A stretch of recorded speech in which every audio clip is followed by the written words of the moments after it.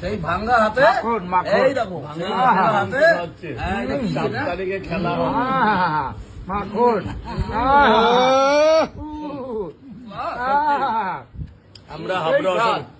আমরা হাবড়া অশোকনগরের ছেলে, আমরা সব পারি। এই হচ্ছে নারকেল পিস, সেই স্বাদ। আমি নল্লি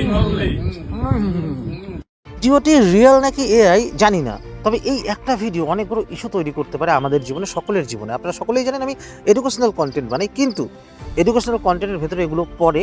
তার সঙ্গে আমি জানেন সোশিও পলিটিক্যাল ব্যাপারে কথা বলি, যারা ডিপ লাইফ তাদের নিয়ে কথা বলি, বিভিন্ন ইস্যু নিয়ে কথা বলি।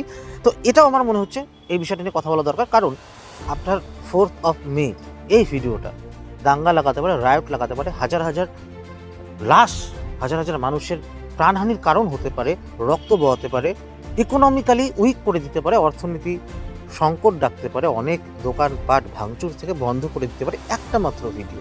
কারণ এই ভিডিওতে উদ্দেশ্য প্রণোদিতভাবে রাজনৈতিক স্লোগান দেওয়া হয়েছে। কোন পার্টির হয়ে দেওয়া হয়েছে আপনারা অবশ্যই জানেন, কারণ রাজুদা আমরা দেখেছি রিসেন্টলি তিনি একটি নির্দিষ্ট পলিটিক্যাল পার্টিকে সাপোর্ট করেন, তিনি ওপেনলি সেটা বলেন, এবং তিনি বারবার অনেক রকম প্রভোকেটিভ স্পিচ দিয়েছেন সেই ব্যাপারে।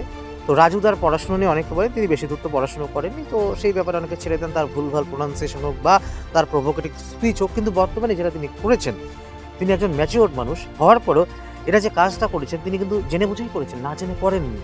কারণ আপনি যখন ম্যাচিওর হবেন, এইটুকু কমন সেন্স আপনার রয়েছে, আপনাকে সোশ্যাল মিডিয়ায় ফলো করছে, আপনি খুব সুন্দর করে গুছিয়ে বলার চেষ্টা করেন, কথাবার্তা খুব সুন্দর করে পলিটিক্যালি কারেক্ট থাকার চেষ্টা করেন।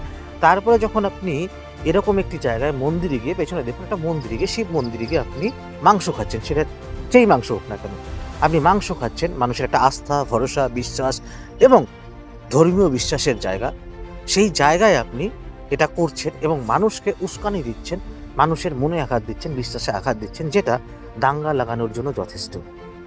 এবং এই মুহূর্তে দাঁড়িয়ে বর্তমানে পশ্চিমবঙ্গে যা কন্ডিশন রয়েছে, 4 মের সময় অনেকেই মনে করছেন 4 মেতে অনেক কিছু হয়ে যেতে পারে, প্রত্যেকেই নিজেকে আনসেফ ফিল করছেন, কারণ পলিটিক্যাল ভায়োলেন্সের ব্যাপারে আমরা জানি কতটা কী হয়। এবারে অবশ্যই আমরা থ্যাঙ্কফুল আমরা সেন্ট্রাল ফোর্সের কাছে, ইলেকশন কমিশনের কাছে, সেন্ট্রাল গভর্নমেন্টের কাছে, তারা এত সুন্দর ব্যবস্থাপনা করেছেন যার জন্য কোনো রকমের খুনোখুনি, রক্তারক্তি হয়নি, লাশ পড়েনি, আমরা ধন্যবাদ জানাই। কিন্তু পলিটিক্যাল ভায়োলেন্সের জন্য তো কুখ্যাত। এই পরিস্থিতিতে দাঁড়িয়ে এরকম একটা ব্লাসফেমাস ভিডিও বা যেই কাজটা হচ্ছে ব্লাসফেমাস ওয়ার্ক, অবশ্যই এটা ব্লাসফেমির কেস, যেটা ভারতীয় সংবিধান স্ট্রিক্টলি প্রহিবিট করে এবং এর এগেনস্টে স্ট্রিক্টলি অ্যাকশন নেওয়ার কথা বলা রয়েছে আইনানুগভাবে।